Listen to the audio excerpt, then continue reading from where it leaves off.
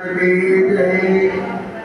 ब्रह्मा गुरु विष्णु गुरुदेवो महेश्वर गुरु साक्षात् परब्रह्म तस्मै श्री गुरवे नमः।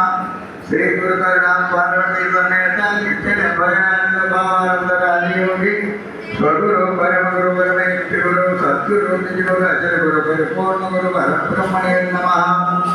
अध्यक्षుల వారికి ఉపాధ్యక్షుల వారికి తగ్గిన గురువులందరికీ కూడా మా ద్వాదశ నమస్కారాలు. అలాగే మీకందరికీ కూడా అమ్మలకి అన్నగారికి అందరికీ ఉన్న ద్వాదశ నమస్కారాలు. అయితే ఈ టైము తక్కువ లేదు కాబట్టి ఏదో ఒక అందార్థం చెప్పి నేను ముగిస్తాను.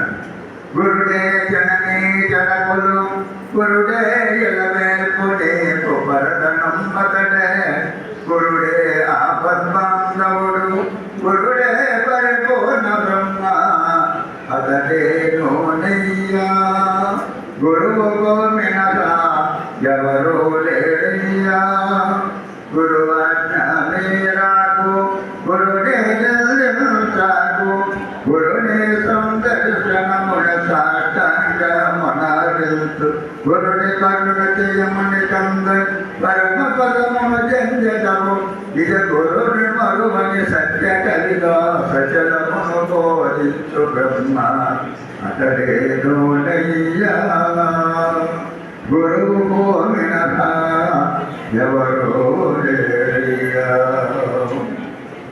ఎరుక తనకు తావిడిపోదు ఎరుకను పిడికంతలేరు ఎవ్వరుదార్చను గురుడు అక్కడ దగ్గర గురులకు పరిచర్య బోధ పద్ధతి విన్నాను తిరిగి రాని పద్ధతి గణినం హరిపోయిన మెరుగయా పరత హరిని కలలో గన్నట్టడి వైద్యనట్లే పద్ధతి వినను తిరిగి రాని పద్ధతి గణినం. ఎరుకను ఎవరు విడిపించలేదు గురువు గారికి తనిపెట్టి ఈ గురువు గారికి ఎవరైతే పరిశీలన చేసి 4 శుశ్రూషలు చేస్తారో అట్లాంటి వారికి ఇది చాలా సులువుగా పొందగలుగుతారు. అలాంటి పరిపూర్ణ వారికి పరువుడు అవుతాడు. అంచేతను ఎరుక తనకతా విడిపోదు ఎరుకను విడిపించలేరు ఎవరు దాని గురుడు అక్కడ తప్ప.